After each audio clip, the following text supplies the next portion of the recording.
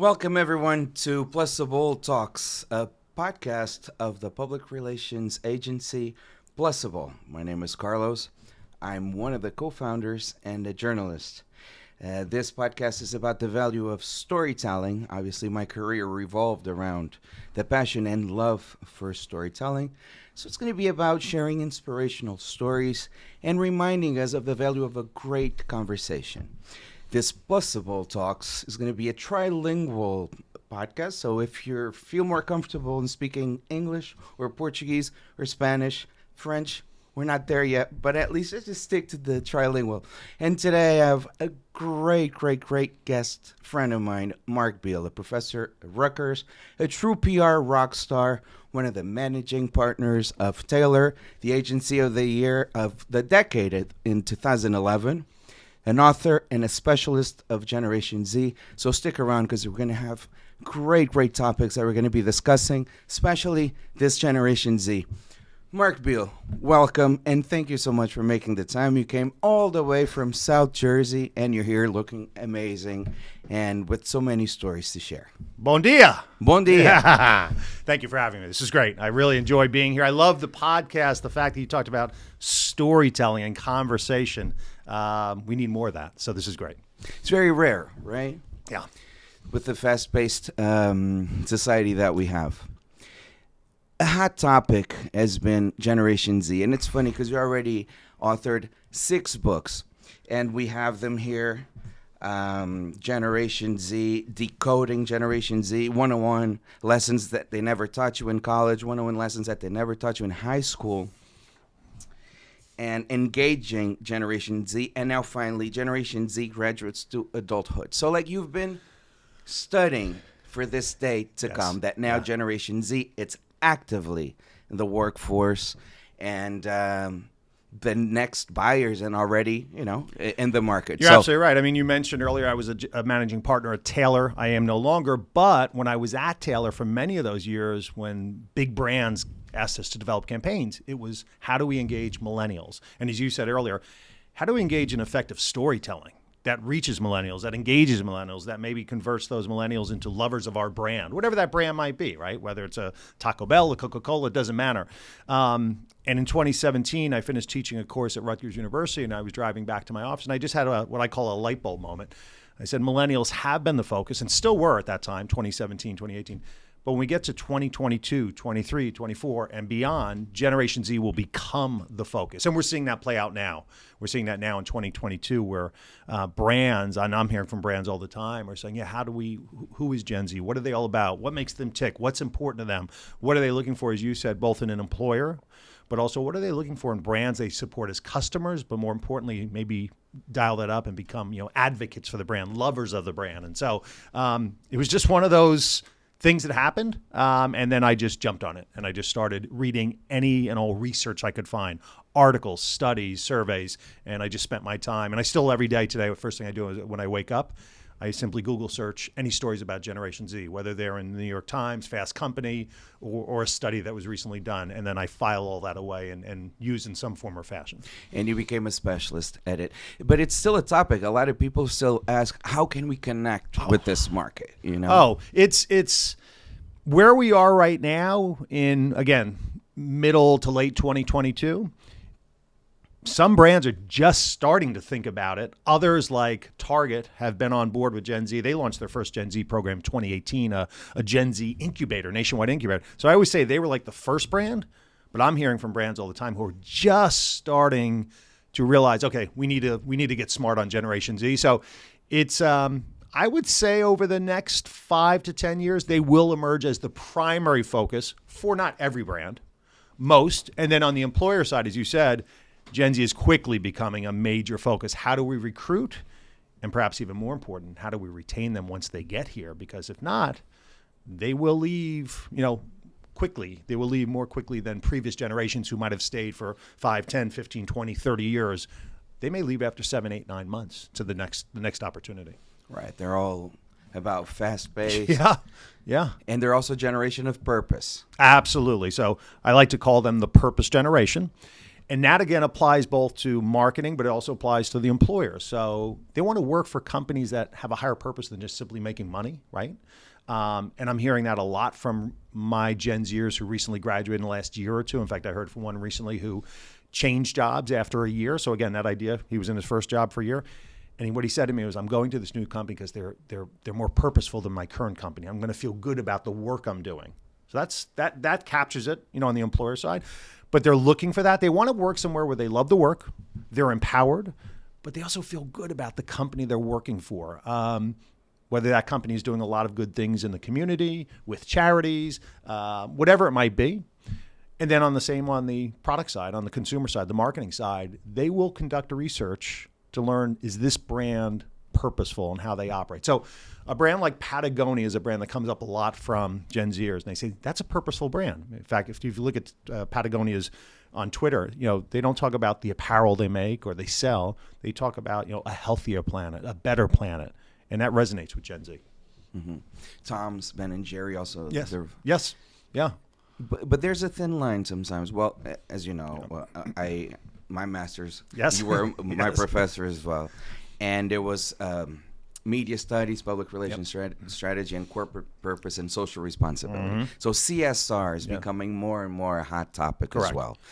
What I feel is there can be a thin line between you creating a narrative and a mission that it's actually coherent and has a purpose versus, see, I give you some money. Yes. See, we have a purpose. Yes. But it's kind of in the shallow just for the advertising. Completely. So how can we do CSR in a way that you feel, or how can companies do it in an elegant, truly genuine way that it's also sustainable? that's the key. It has to be genuine. It has to be authentic. It has to be, as you said, sustainable, consistent. So when I do teach a course specifically on purposeful public relations, and I differentiate between corporate social responsibility and purpose.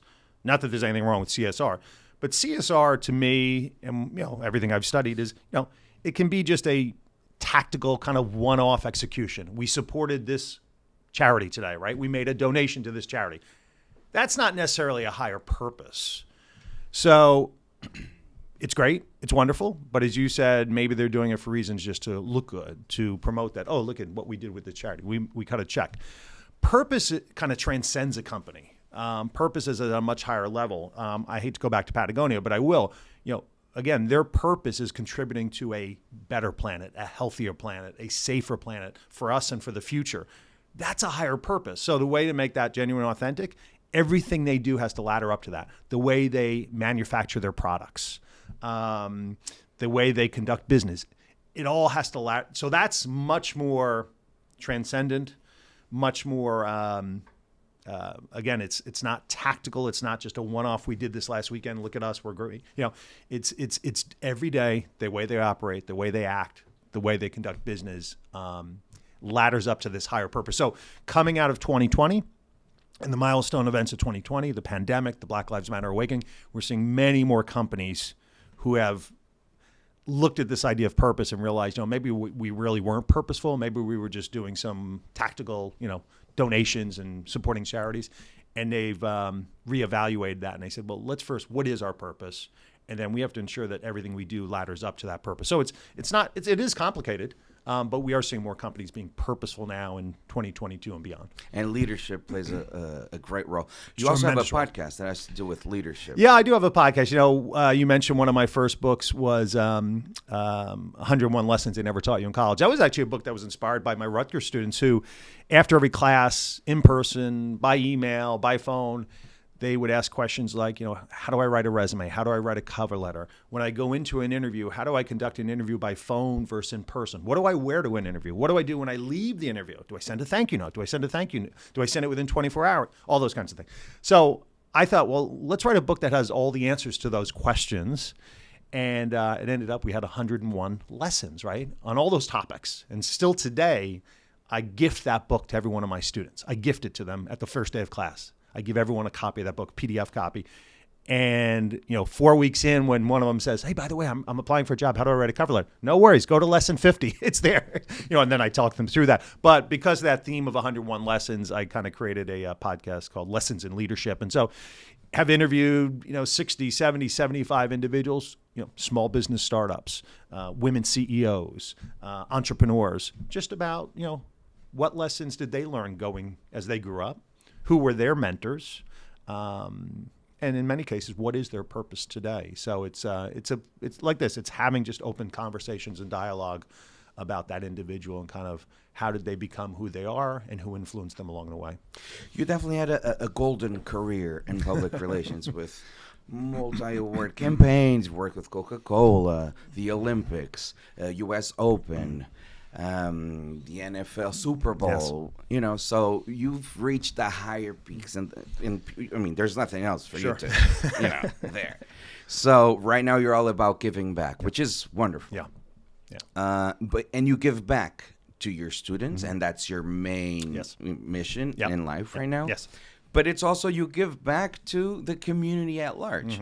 So, for instance, entrepreneurs and CEOs or marketing specialists, people in general that are somewhat having a little bit of a struggle or hard time connecting with Generation Z, thinking like them. What useful information can they find in your books, and where can they find your books and purchase them? Yeah, sure. No, I appreciate that. As you mentioned, my most recent book, which came out a few weeks ago, Gen Z Graduates to Adulthood, all my books are on Amazon, including that book. And in that book in particular, there's an entire section dedicated to recommendations 65 or so Gen Zers who are now 22, 23, 24, 25 out of college give to marketers to how to connect with them, how to engage with them. So there's an entire section, and I write an introduction to that section, but then there are 65 testimonials, 65 quotes, 65 pieces of advice. So if you're a marketer, you can just flip through that real easily and just pick up all these insights from Gen Zers today. But the one thing I say, and I say this every time I get the chance to present my Gen Z keynote to a company or to marketers, which I do regularly, is, and I hate to go back to this brand just because I have no tie to this brand, but Target, 2018, they launched what they call a Gen Z incubator. And what they did simply was they just invited Gen Zers to connect and collaborate on a national level. The CMO of Target said, we want to leverage the power of our brand to connect and collaborate with the next generation on the great ideas they might have. Great ideas maybe around products, great ideas maybe around causes, community, whatever it might be. And I tell companies all the time, any company, big or small, could do that because you can connect and collaborate with college students at the local community college, high school, wherever it is. It's just creating this thing called an incubator, a think tank, whatever you want to call it. Converse has one too. It's called the Converse All-Stars. But it's just the mindset of, if we want to connect with this generation, well, let's not hypothesize, let's not assume, let's not presume. Let's just invite them in. But invite them in for more than just one discussion, but invite them in as part of maybe an ongoing, again, connection and collaboration where they're informing us, hey, this is the kind of content we're looking for. These are the channels where we consume content. These are the causes that are important to us. Any organization can do that. You don't have to be Target or Converse. You can be a small business and do it. You can be a regional business and do it. It's just a matter of you've got to have the mindset of and be willing to open the door, invite them in, and then want to collaborate with them in a real genuine, authentic way.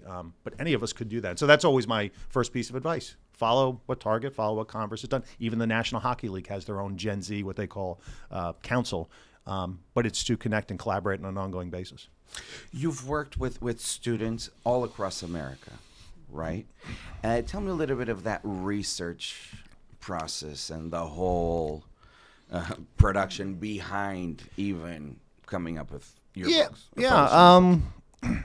Well, I guess first, as you said earlier, aside from teaching courses, right, developing courses, teaching courses, which is kind of, one of the things I do.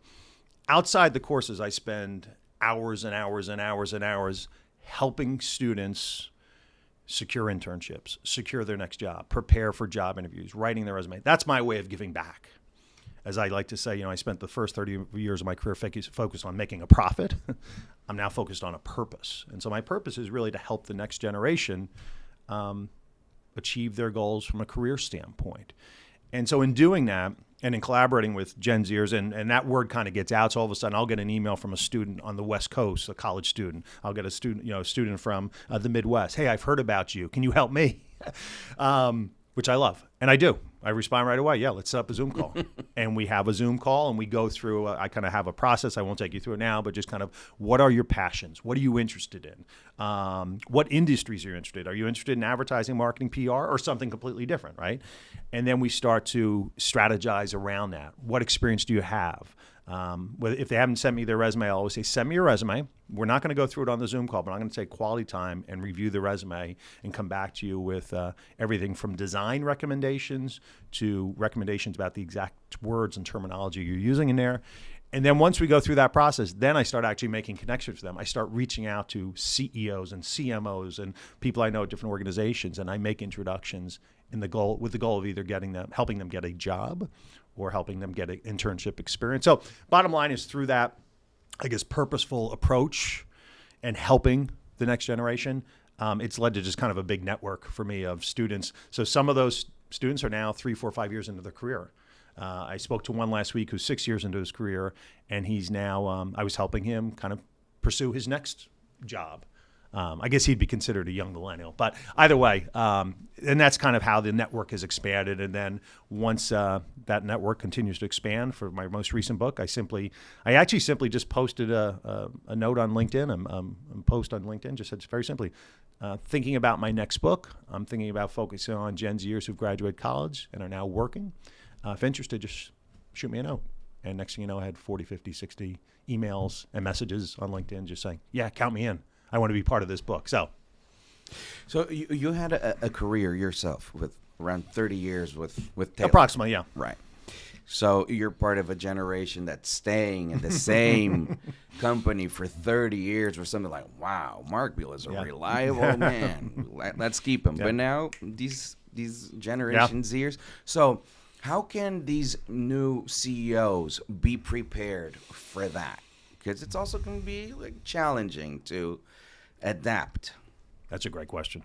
No, you're absolutely right. Because if you're a CEO who's a Gen Xer like me, right? You probably were more at companies for 10 years, 15 years, 20 years, right? Throughout your career, maybe you worked at 2, 3, 4, 5 companies, not 20, right? Mm-hmm. And so this generation's completely different. So to your point, I like what you said. You need to prepare for that. One, you need to prepare for the fact that they may not stay more than a year or two. So you need to prepare. So you constantly have to be meeting with candidates, having kind of folks out there who potentially could be future employers. But you also need to, once you've recruited a Gen Zer and they're in your office working, in your company working, how do you retain them? And so, again, a whole bunch of ways. One is about empowerment. Gen Zers tell me, I'm looking for a mentor, not just a manager, right? And I make a distinction here. A manager is someone, I hate to say this, but a manager is someone who, assigns tasks to you. I need this done. Get me to this by 5, right? That's a manager, right? You're the young Gen Zer who just graduated college, and you've got a list of tasks. Well, that's fine. That's work. But they're also looking for someone who can maybe mentor them. How do I get to the next position, right? Someone who's concerned about their career, someone who's empowering them. So they're looking for that. If they find that, well, that's a good positive signal for the company. Wow, I feel good here. Second is, I want to go somewhere I belong. Gen Z, we mentioned earlier about the purpose generation, but Gen Z is also the most diverse and inclusive generation. So they want to belong to a corporate culture, big or small, that is diverse, that is inclusive, that welcomes diverse thought, diverse experiences, diverse backgrounds. If they don't find that, they'll be out the door. But if they find that and they feel like, wow, I belong in this inclusive company, they're going to stay even longer. Purpose we touched on already. They do want to work for a company that has a higher purpose than just making money. That's an important element too. And then lately I've heard a lot from Gen Zers who graduated in the class of 2022 and who I, again, helped along the way. And they call and say, hey, great news, I got the job. And fantastic, congratulations. And of course, I'm kind of interested in, what are they paying you? But that's not what they want to talk about. They're saying, and this company's offering me mental health days as a benefit. Now, that's not something we have heard, that's relatively new. Now, maybe years ago it was called sick days or PTO days. But the fact that that's the first thing these Gen Zers are telling me, not about what they're making or how many days off they have, but wow, this company really cares about me. So that's another element that is resonating with them because mental health is a top priority of Generation Z. It's a focus for Generation Z. And so there's a lot there and more, but these are all things that are important in this generation. as you probably realize, I haven't yet mentioned salary because it's important, but it's not necessarily maybe 1, 2, or 3 important, like maybe it was for previous generations. So I would say if you're head of HR or the head of a company, these are interesting times as far as, again, even if we just look at Gen Z and not millennials and Gen X, or just Gen Z, because again, they're not coming in with the mindset of I'm going to stay here for 20 years, right? They're coming in with the mindset of I'm looking forward to this experience. Maybe in a year I'll be gone. So that also ties back into this whole thing we've heard for the past year on the Great Resignation, right? The idea that people are jumping jobs, and there's a lot of contributing factors to that. But yeah, it's unlike, I would almost say it's 2018, 2019, before the pandemic, the workplace, kind of the norms of the workplace. Then we hit the pandemic. Everyone's working remotely, and now we're not quite post-pandemic, but we're in a different. We've transitioned to a whole different, right, where remote working is acceptable. That was never acceptable. Some folks I know don't even go into the office at all. But there's these other elements that they're also looking for in the companies. And it still, fascinates me because still a lot of people still don't believe in the true value of PR, or some people of PR. Yeah. And now that it's so fast-paced, and this Generation Z and purpose, and making the corporate world a little bit more human and humane, right? I guess it's so strategic to have like a strong foundation of PR and a PR strategy. Why do you think that people still don't, or some might not see the true value or don't even understand what PR is? Yeah, I think if we're not in it like we are, we're much closer to it. If you're just a consumer, or in the case of an employer, and you're not in public relations, but you're in, I don't know, accounting, or you're in engineering, right? I think it is very foreign to you, right? What is this thing called public relations? And I think most of us probably understand advertising a little bit more than, say, public relations, because we've seen commercials, we see ads even on YouTube. And so it's an ad, right? It's selling us something. Public relations as a profession, at least in the United States, began in 1900. So it's only been around for 122 years. And for 100 plus of those years, the main focus, or a main focus, was working with editorial decision makers at the New York Times, at other, right, to potentially cover your company, your client, whatever it might be. But with social media in the last 15 plus years, that's all changed. So public relations today is this combination of, paid media, earned media, shared media, owned media. And I think it's probably even more complicated today for those that aren't in it to understand what it is and what it does. But I think you went to a good point there. Storytelling.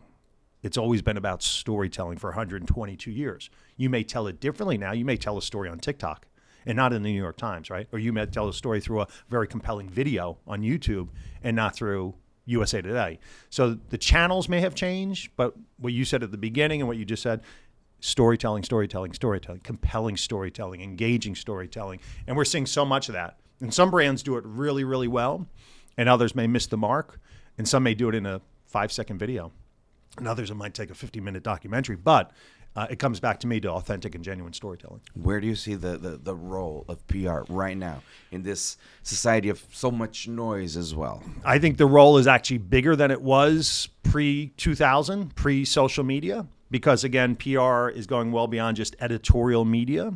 They're having an influence on content. Think about it. Again, before 2000, most companies, maybe they had a website, but that was relatively new in the 90s, right? But they didn't have, Facebook didn't exist, Twitter didn't exist, TikTok didn't exist, none of that existed. YouTube didn't exist. So now all of a sudden you have these channels that we like to call owned media channels. Well, public relations playing a role in that because you control those channels. So that means you control everything you're putting out every day on those channels as a company. That's powerful stuff. Because you have followers. In some cases, with some brands, popular brands, you have millions and millions of followers, maybe more than most media companies do. So you have the opportunity to, I don't want to say not control, but control what is it control the storytelling that you're putting out there. It's one of the reasons why in the last few years we have more larger corporations creating 24/7 news engines or news bureaus. So they've brought together PR folks, with marketers, with journalists, with producers, broadcasters, and they've created these in-house news bureaus. And so companies like Marriott, Red Bull, right? They are looking at that as almost like a news operation, and every day creating content. They're also looking at what's going on in the world with pop culture, trends, business, and others, and they're creating content in response to that to make it timely. So to me, it's a fascinating time to be in this thing we call public relations. And the interaction or the difference between, because more and more PR and marketing, they all intertwine. Mm-hmm. Yeah. Well, as I say on the first day of every one of my classes, especially on the undergraduate classes, I go up to the chalkboard, although I don't write that neatly, and I draw kind of an umbrella, and I call this marketing. And I say everything is marketing. So a television ad is marketing. It may be called advertising. Content on social media is marketing, right? Public relations, getting a story for your client in the New York Times is marketing. So I call all of that marketing. And then within marketing, we differentiate between, kind of advertising, traditional advertising, content creation, content marketing, social media, this thing called public relations. But to me, at the end of the day, all of that's marketing. So as a brand or a company, you want to have those operating in an integrated manner so that either consumer or, as you pointed out earlier, the potential employer, because a lot of this PR may be to help recruit employees. They see some sort of ad. They see something on LinkedIn. They see a story in the business section of a media outlet. Now they're thinking, wow, maybe that's a company I want to work for. Well, that is all marketing, but it's also public relations on behalf of that company. Right. And normally people think of PR, as you said, as pitching media. And back in the day, and it was a lot of that. Yeah, and it's still some of involves that, like earned media. Mm-hmm. But there's also connecting with external stakeholders, also connecting with internal stakeholders. That's right. And now can we make it efficiently? So more and more of these integrated campaigns. That's it. And to your point, so you're right, internal and external stakeholders, which is where the PR efforts are attempting to engage. But you bring up a good point. We have this new, it's not new now, but new in the last two decades, but this thing we call influencers, right? So now all of a sudden with social media, we've got influencers. So you now have that element that didn't exist pre-2000. Your influencers pre-2000 were your editors, your broadcasters, your producers. Those were your influencers. But now more and more companies are working with social media influence, experts who are on social media, and partnering and collaborating with them to potentially have them share messaging that's coming from the company. So that's a whole booming market as well now that's really, I say in its infancy because it hasn't been around for that long on a social media standpoint, 10 years, 15 years tops. All right. Too bad that sometimes some of those influencers, instead of just taking advantage of the leverage and the access that they have and the reach, instead of putting a lot of messages with more depth, they still seem to me, or it seems to me that a lot of them still stick to a very superficial way of being, Yeah. In a very beauty and fashion and shallow, easy to digest kind of content. Yeah. I mean, there's a couple things there. One is if an influencer has partnered with a brand of any sort, whether, to your point, fashion brand, food brand, banking brand, doesn't matter. They need to be transparent that they're partnering with the brand. So they can't be putting content out there and kind of promoting something and not telling. So again, that's why we have Federal Trade Commission and guidelines and rules and all that. So that's one. But then to your point, the content, right? It's we're in an interesting spot just with content now. As I said, more channels. Video, which I know you have a major focus on video. Shorter form in most cases is what's the norm, although in some cases, even with this interview, we have long form. So there's still an appreciation for long form content, whether that's documentaries, video, podcast interviews. So it's just an interesting place where we are, to your point, from a content, influencers producing content, influencers distributing content. But those influencers, no matter what genre they're focused on, sports, fashion, food, they do have followings, and in some cases, those followings are avid followers, right? Where they're listening to every word, every piece of content, and maybe in some cases, those followers are making decisions of, I am going to buy that product because this influencer who I follow says they love that product. Mm-hmm. I just hope that a lot of the influencers also, played this role of being really purposeful as well. Oh, yes. Because good point. That good point. They would just be next to, good point. Join the mission of the purposeful. Good point. Good and, point. and eventually that will happen because Yeah. I think that these Generation Zers are going to be just dominating with Yes. the whole purposeful. You raise a really good point there. You're right. It can't be so self-serving, I guess is the right Yeah. word. Even they need to dial up the purposeful element. And I'm sure many are, but I think to your point, a lot are probably more just the transactional. I'm selling, I'm promoting, right? That kind of thing. But you're right. Eventually, that's going to wear off or wear down, and the consumer's going to be like, I'm not that interested anymore because it's promote. Right. Where those that balance that with a little bit of purpose. Right. I think, yeah. Because you can be funny and still purposeful. Absolutely. You can be, there's going to be some intelligent type of humor, influencer, but also socially responsible. Absolutely. Absolutely. And I would like to see that more, but that's just me. I agree. I guess we're still in a very, this is very fast, or funny. People just dissect it and don't really take the time to truly understand that they can eventually completely agree with you. lead this mission. Now, your career. You have a background in journalism. Tell me a little bit about you and what brought you here and why you became this iconic figure in the States. Well, really. from a very early age, I was always interested in media. I loved just media. I would read the newspaper when I was young. I would read the newspaper in 7th, 8th, 9th, 10th grade. I'd maybe go to the sports page first, but I read the newspaper. I would watch the news, right? And so, believe it or not, and my mom had an influence on this. It was high school. There was an ad in a local weekly newspaper looking for a sports editor for a local weekly newspaper. She's like, you should go apply. I was a freshman in high school. This wasn't the student paper. This was a weekly newspaper that covered, a couple of towns in our area. And where was this? Belmar, New Jersey. Oh, wow. And I think it was called the Jersey Shore something. Well, I did apply. I might have been the only person that applied. There was no salary involved. It was just, you want to write sports? Of course I did. I loved sports. So I became a sports editor of a weekly newspaper in sophomore year of high school and did that sophomore, junior, senior year. Got to do whatever I wanted, write whatever I wanted. And it was, in essence, a print shop that this was kind of a way for them to market themselves was through this newspaper. I didn't know that at the time. I wasn't that into marketing at the time, but it was kind of a smart way to promote that they're a print shop, local print shop, photocopies, all that kind of stuff. But the newspaper was actually their way to promote just their company. Again, I didn't know that. They wanted a sports writer, I'd be a sports writer. They wanted an editor, I'll be the editor. So they gave me basically a full page in this newspaper I think it was every month, maybe it was every week, every couple of weeks. So I did everything. I went out, I covered stories. I came back, I wrote the stories. I went into their offices and we laid the stories out.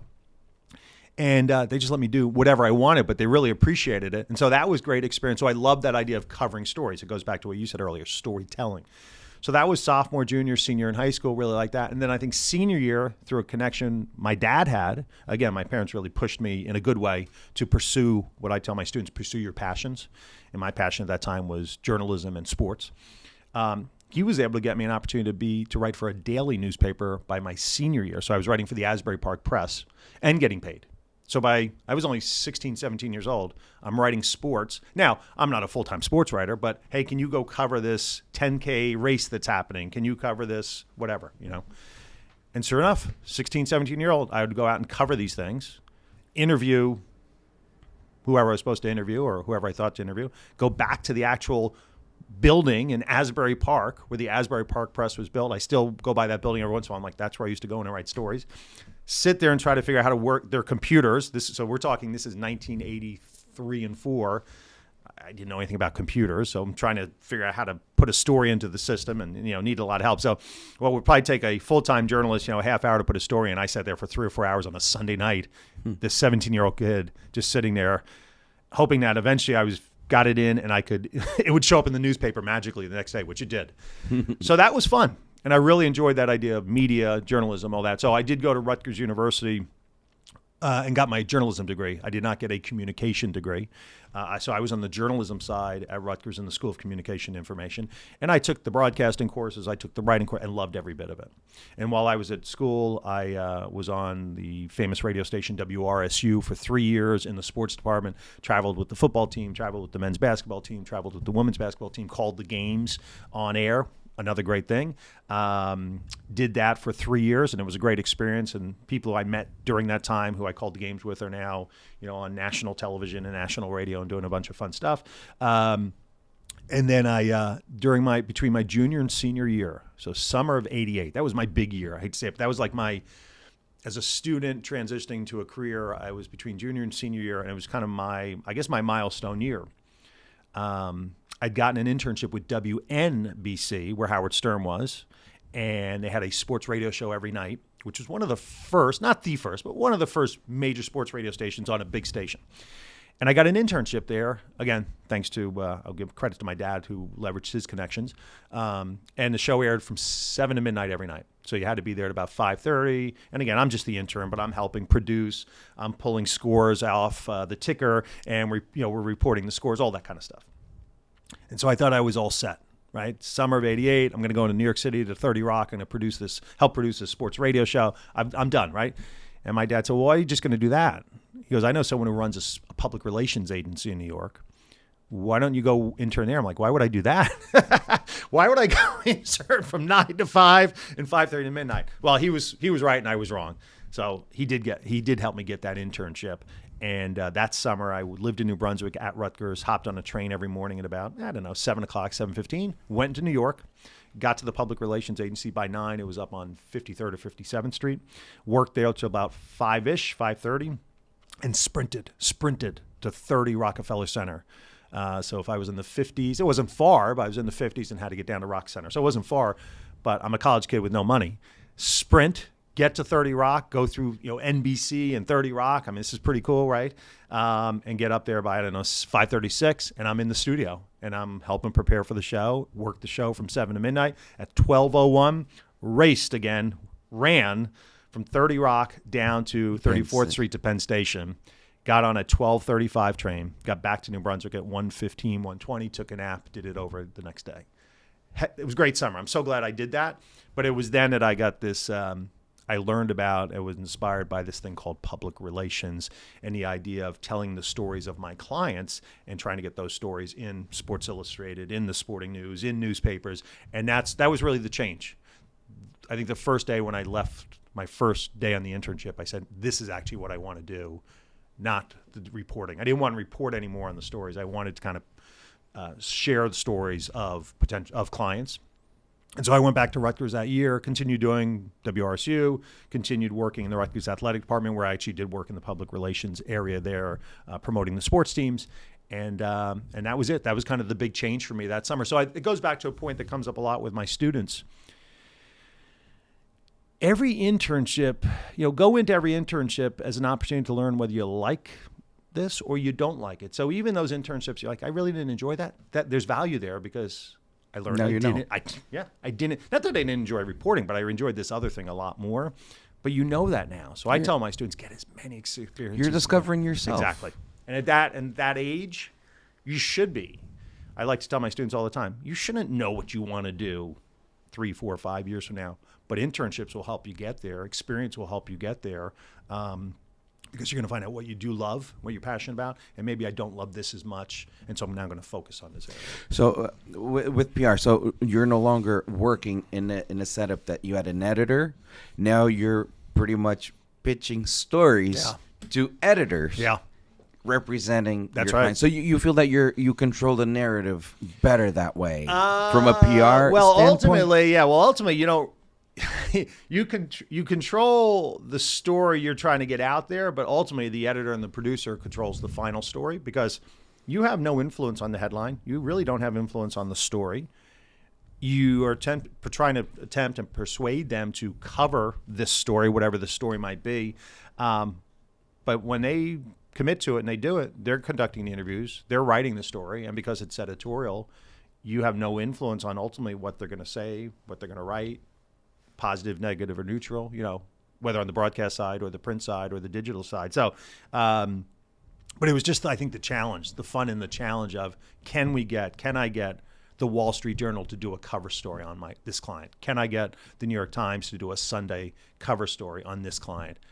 It's a great challenge, and if it turns out the way it's incredibly rewarding. Has it happened where you actually had the New York Times or any of these big newspapers covering, but they kind of missed the point? You're like, yes, but no, I didn't want it that way. Yes, I'll give you a story. I got to be careful what I say.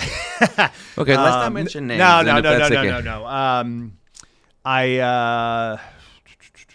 A decade plus ago, was doing some really fun work with Bombardier, the company based in north of Montreal in Valcourt, Quebec, Canada. They're very well known for ski-doos, the snowmobiles, sea-doos, the personal watercrafts. And they were coming out with a vehicle, which you may see on the road. In fact, I just saw one yesterday as I was driving, the Spider Roadster. It's got two wheels in the front, one wheel in the back. You have one of those? I did for years, because anytime I won a new client, I bought their products. So anytime I won a new client, whether it was when we won, like that was a competitive, we'd have a whole session on that. We competed against more than 10 agencies to win that business. And the first thing I did was I bought the product. So I always had my company, always used my clients' products, always, every day. If they were my client, I should be using their product to understand how the product works, just understand everything about it. So yeah, I did. Had that for a few years. Anyway, long story short, we're launching the product. It's not in the market yet, but we have, we'll call them demos, but we have a fleet of demos that we're bringing across the country. And so this is February of whatever year that was. And we've got a small fleet that we're going to bring to the New York, New Jersey area. Could we get one big-time media outlet to be the first to get on this thing, ride it, and do an exclusive story, be the first to break it? So I had a really good contact with the New York Times for many years. And I said, hey, I've got something here that no one else has been on, media-wise. And I want to offer it to you first. And do you think the automotive section might want it, the Sunday automotive section, New York Times? He said, well, give me a pitch. You got to pitch it to me. Give me a good pitch it. He comes back. They love it. They love it. So the story ended up running full-page story, cover story, New York Times auto section on Super Bowl Sunday of that year. Talking about the entire cover. Nothing else was on the cover. This was it. So I think it was probably January, I remember it being very cold, when he got to ride it in New Jersey. So he's riding this thing in New Jersey, and then interviewing the CEO and interviewing everybody else. I'm talking about a full-page cover, a huge story with lots of photos. And again, it was this three-wheeled vehicle. Well, going back to the point of we don't control anything, the story was very positive. It was the photos were great. If you saw the story and were kind of interested in that, wow, I want one of those. The whole idea was, because they weren't available yet, to get people interested enough to maybe put a down payment on one. There was one word in the headline. Again, I don't control headlines, especially New York Times headline. One word in the headline the client didn't like: Tricycle. Tricycle. The client couldn't understand why that was in the headline and go back and change it. Well, you can't change it. This is not an ad. And that was a key learning is this is not, we didn't buy an ad here. This is editorial that we pitched. You earned. And we have no influence over what the headline is or what every word in the story is. We really don't. If there's a factual error of some sort, they put the wrong price of the vehicle in. They said it has 4 wheels. They'll change that in a moment, at least in the online edition, not the print edition, right? But they're not changing something like that. So that was an instance there where, to me, it was a great story. In fact, I think it was a great story. In fact, it probably drove great interest and even purchase. But that one word, Tricycle, because the vehicle had 3 wheels, they were not happy with. And how did you? We just explained, just had a lot of discussions about it, about the fact that it's not advertising. We don't control editorial, right? The value that this is. Yeah. So they eventually. This represents they eventually. X amount. I'd say about a month later. In fact, a month later, we were in San Diego for the global launch, and I went out, as I always do, about 6 a.m. and I went for a long run. So when I travel, I go for long runs before a big meeting or a big day or a big summit. It just clears my mind. And so I happened to be out at about 6 in the morning. Who do I see running but the CEO of the company? And sure enough, I said, we're gonna run. CEO of the company. I'm gonna run with this guy. And we had a whole discussion over the run. And he says, you know what? He goes, I get it now. He goes, I understand how big that was, how big a story that was. So that was a really nice moment at 6 a.m. in San Diego. Yes, I guess the fact that you were also so influential in a way, and you're such a respected person till this day, obviously. Yeah. I guess maybe some clients might take it for granted that you just made it so easy, like Sunday Super Bowl, no biggie, Yeah. And then they're like, I don't like Tricycle. Yeah. It That's all right. happens. But that's the point. It goes to the point of, again, it's not paid, it's not an ad, it's earned, and you don't control. You actually don't control a lot. Yeah. So you've seen this last because like PR has been transitioning, and constantly changing throughout these years, or like adding these, and becoming richer. What do you think were the main changes throughout these past 30 years? Was like mostly social media? I would say, and I would say it's the whole PR world. I use 2000 as kind of that year, because I think you could look at pre-2000, post-2000. Because I think Facebook was around 2005, I think, somewhere around there. But let's just say, right? So if you walked into a PR agency pre-2000, and let's just say there's 100 people at the agency, 100 people work there, 90 of them are on the phone pitching media all day. 90. Easily 90. That's what they're doing all day. If you worked into an agency today with 100 people, maybe 10 of them are doing that today. Maybe 10. What are the others doing? They're content creators. They're working on things like paid media. They're working on social media. They're working on many other things. So that's, to me, kind of that evolution that we talked about earlier. You know, from 1900 to 2000, PR was a major focus of PR was pitching to editorial decision makers, your client, your company, whatever it might be, to see if they'd cover you. That still happens today. It's still part of it today. In fact, media, we have more media now. We have podcasts. We have bloggers, right? So we even have more media today, but because of social media and new channels, in PR is not just restricted to that earned media element, but again, goes back to, paid media, earned media, shared media, owned media. So you may have folks at public relations agencies today who spend all their time researching, identifying, and collaborating with just social media influencers. Now, social media influencers to me are the editorial decision makers, the gatekeepers from the 1900s, just a different form. But there are folks who might work in agencies today that's all they do. They're just focused on social media influencers, so that's their focus. You may have some folks at agencies that do focus only on pitching media, and they still might do that. But in between, you've got, again, content creators, producers, editors. Folks who focus on the paid side, so they're looking at sponsored content, broadcast integration. So that's really all within the past 15 years. So since 2005 or so. You bring a lot of that practical experience in your classes as a professor. So you bring great co-workers of yours, or people that you know in the field that are strategic. The communications for Johnson & Johnson, all these big names that bring a lot of that real life experience to this younger generation of future communicators. If you were to say, what are the main characteristics that you think that the younger generation of PR professionals of today that they need to have in order to thrive and succeed? Well, I'd say one, even though, again, PR, as we mentioned, is not 100% focused on earned media today, as it was back in the 90s, 80s, 90s.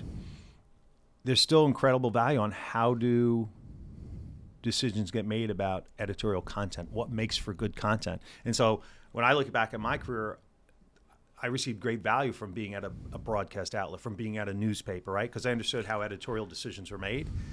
I'd say to me that's the one that is something lacking today. So if you graduate college, get a degree in public relations or something related, and go work in public relations, that's great, and had internships and all that. But there's great value if you actually had any kind of internship on the editorial side. Now, editorial side doesn't have to be the New York Times. It could be a BuzzFeed. But the fact that you just understood, why did this story make, the website and this one didn't? There's great value in that, because if you're going to be a storyteller, well, you should understand what makes for great storytelling and all that. So I would say, to me, that's the biggest thing, is really understanding, getting experience and understanding the editorial side, whether that's, again, New York Times, Washington Post, whether that's NBC, ABC, Fox, CNN, whatever, or whether it's popular websites, but understanding that side too, because I think that's lacking, is just understanding how editors, how producers, how influencers make decisions about what they're going to tweet, post, write about, and share. So to me, that's one of the things. We could probably come up with some others. But And any advice on how to pitch a good story or the ingredients of a good story that might make it through the gatekeeping process? Lots of advice. I'll try to narrow it down. One, pitch the most relevant journalist, right? Don't just go to some database and pull up names. Take some time, which is what take some time, go to the outlet. If you're pitching, I wish I could come up with a quick example. I'll just make it up. We're pitching a new food product. Probably not the best example. Well, who's writing about new food products at that particular outlet, that particular website? Who's written about something similar in the last 3, 4, 5, 6, 9, 12 months? Okay, now you've got a connection. Now when you reach out to that person by email, you can say, hey, I read your story on July 1st about the new food product. I've got something similar. I think you might be interested. Right away, at least the journalist knows you've done some research. You actually know what I write about. You're pitching me about food because I write about food as opposed to pitching, I don't know, someone in business about food. So those are little things, but they're so helpful. And then keep it short and sweet. They don't want to read a book. Short and sweet. Why is this important to me and my readers? Why is this important to me and my followers? Why is this important to me and my viewers? Short and sweet. Here's what, so first it's just that I read your story. I've got something I think could be, similar. I think could be interesting. Here's what it is. 1, 2, 3. If you're interested, let me know. I'd love to connect you with the CEO, the chef, the this, the that, whatever it might be. So smart research leads to potentially better results in pitching. We don't all pitch and get yeses. In fact, we get more no's than yeses most of the time. So you've got to do that research, even have a shot at them taking an interest in what you're pitching. Mm-hmm. The next step, eventually, a press release. Mm-hmm.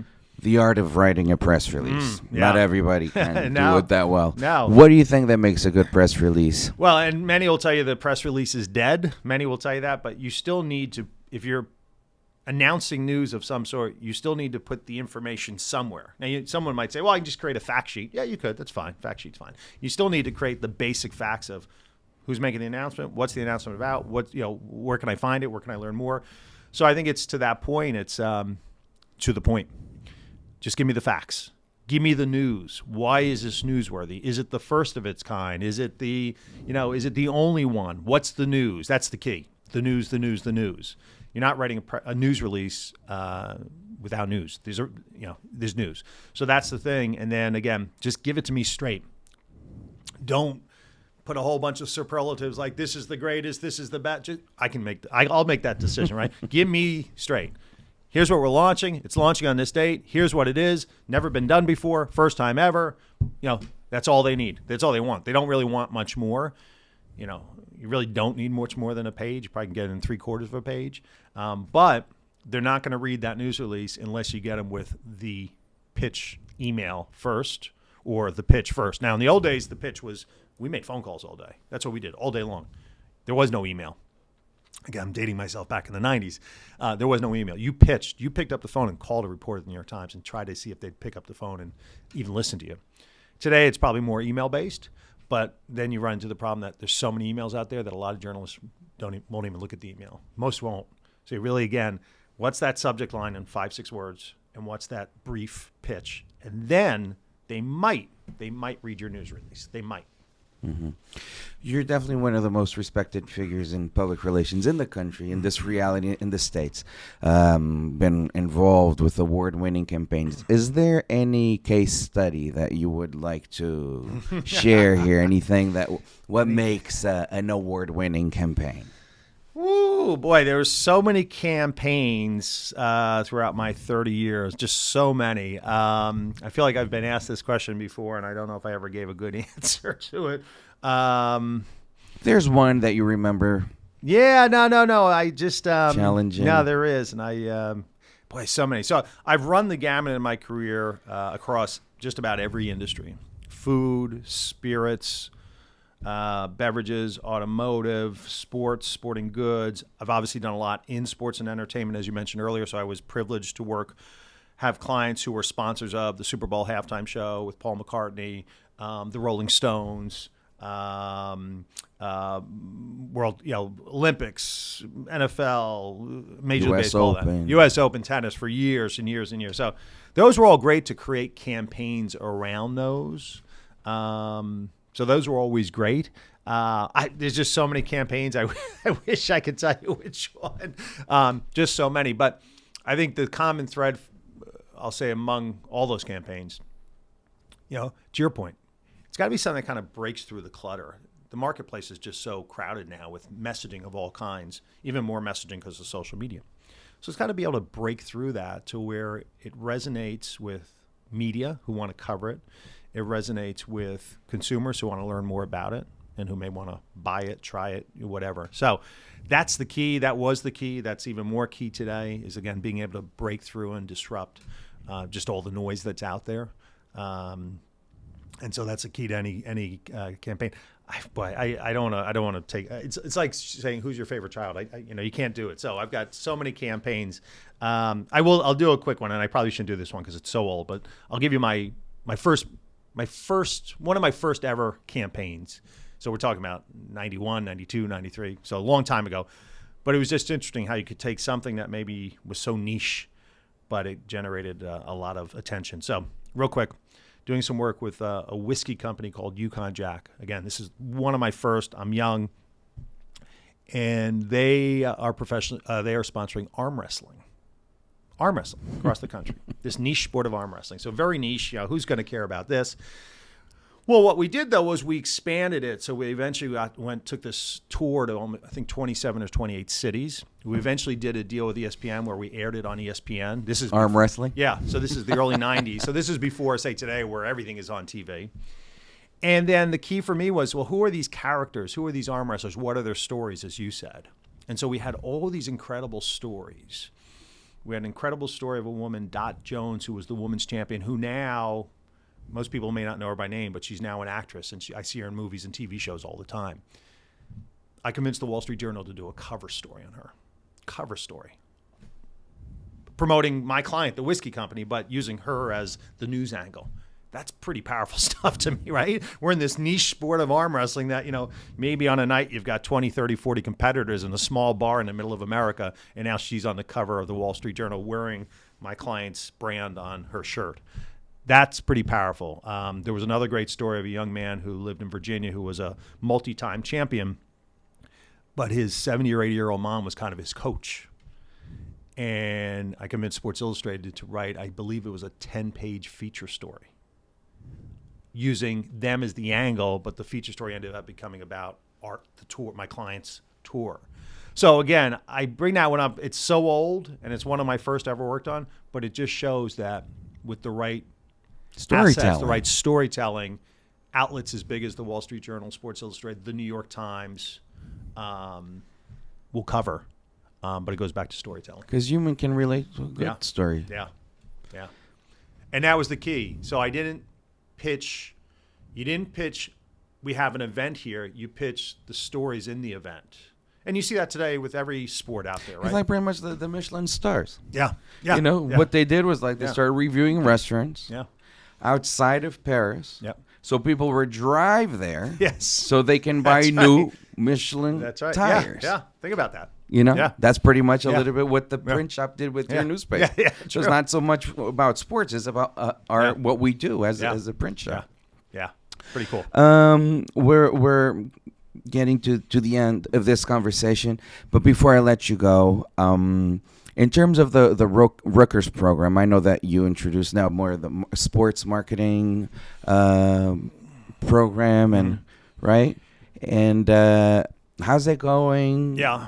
What can people or these new prospect students expect from Rutgers as well? Such a great school. Yeah, no, absolutely. I mean, I love, I graduated from Rutgers. Loved my experience there. As I mentioned, when I was there, I was on the student radio station. I worked in Rutgers. So I've always loved Rutgers, always followed Rutgers. So I was honored when they asked if I'd come back and teach one course in 2013. And then in 2019, would I teach full time? So honored and privileged. I consider it an honor and privilege every day to do that. But in my role now as a assistant professor of practice, and so that means that they hired me because I don't have a PhD. They hired me for my 30 years of practice in public relations. My at least one of my objectives is to deliver real world value to those students. Every student that comes through that door that I teach, meaning that's why I bring in 40, 50 guest lecturers every semester. That's how many, across my classes, CEOs of companies, lead social media heads, directors of public relations at agencies and brands. And I'll be there. Yeah, you'll be there. Yeah. And so that's why I do that, because that's, to me, is valuable for those students to get that perspective. In one of my public relations courses now, which is a 300 level course, so it's mostly sophomores and juniors, I now bring in, and last year was the first year I did it, and it worked out very well.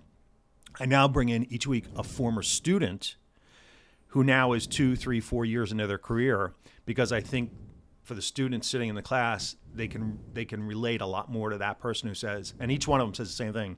They say, I was sitting here 3 years ago and I didn't know what I wanted to do. I didn't know where I was going to go.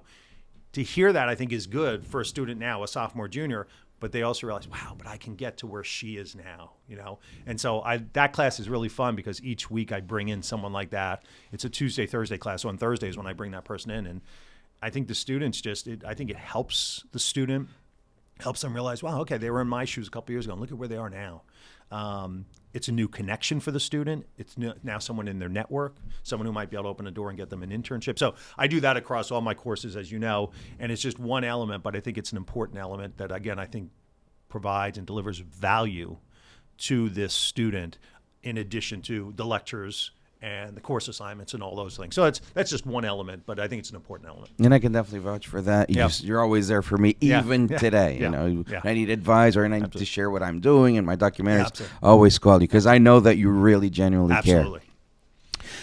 Going back to your books, what's the best way? You told me that they were in Amazon. Yeah. What's the best way to go and find them? Where can they find more about you? Yeah, absolutely. So all my books are on Amazon. So simply just searching, if you go to Amazon, Mark Beal is probably easier, right? All my books will come up right away. And again, we talked about there's 6 books there. The most recent are all Gen Z related. The most recent is Gen Z Graduates to Adulthood. I ran to someone yesterday who read it, and I was honored that they said it was such a great book. So I appreciated that comment. They are great books. They're absolute Bibles of Generation Z. And then I have a website, www.markbealspeaks.com, and that's mostly a lot of my Gen Z stuff. It's also, links to articles that I've appeared in, links to some of my keynote speeches. So it's just kind of a fun site where I just put everything, because someone said, you've got all this stuff, you should house it somewhere. So that's my site. But as I said earlier, my purpose now is to help the next generation, to help Gen Z and eventually Gen Alpha down the road, but help them as they try to navigate their career, and any help I can provide them, whether it's simply just helping them write their resume, a cover letter, preparing for an interview, or making a call to open a door to let them get in for a chance to interview. That's my focus. Not only you write articles about Generation Z, and you're very involved with Public Relations Society of America, etc. You're also, you're normally a guest speaker as well. Yes. And where and how can people eventually hire you, or companies, if they would like to have you? I get kind of just calls, emails out of the blue all the time. People through your website would be the best. Yeah, through my website, or just through they find me. I don't know how, but people find me all the time. And they just say, hey, we read this, we heard this, we saw this, we see you have a book. Would you mind coming talking to our group? I've spoken to groups as large as 1,000 plus. Major League Baseball during the World Series had me speak to approximately 450 to 500 executives from all 30 teams and the league between Game 6 and 7 of the World Series. That was, for me, that was an honor. I mean, to invite me to deliver that speech during the World Series, that was tremendous. I really enjoyed that. But I've spoken to groups as small as 20 as well. So, right, I love getting out there. And again, it goes back to what you said at the beginning, just storytelling. Right? So in most cases, I'm delivering storytelling about Gen Z in most of these speeches. And I really enjoy kind of getting out there and sharing that with people. Well, I guess that says, is there anything you'd like to add that I didn't ask you? No, we covered a lot in this. This was great. Great conversation, as you said at the beginning. Great storytelling. And I think for your listeners and your viewers, this is what they're craving. I don't mean just for me. I'm just saying what you're delivering, with each of your guests. This is the kind of thing that you sit back and you listen to, and you have some aha moments, you learn some things, and then you can apply it to whatever career or work you're doing. So Of course, appreciate it very much. There's depth to the conversation. You're obviously a true inspiration. Thank you very so much. Thank you so much. This was a conversation, Plusable Talks with our dear, my great friend, Mark Beal. Don't forget to follow us on Plusable_NYC on Instagram, and from there, we'll give you all the information and other outlets. You could also follow us, and it's been a pleasure. So I'll see you in the next Plusable Talks.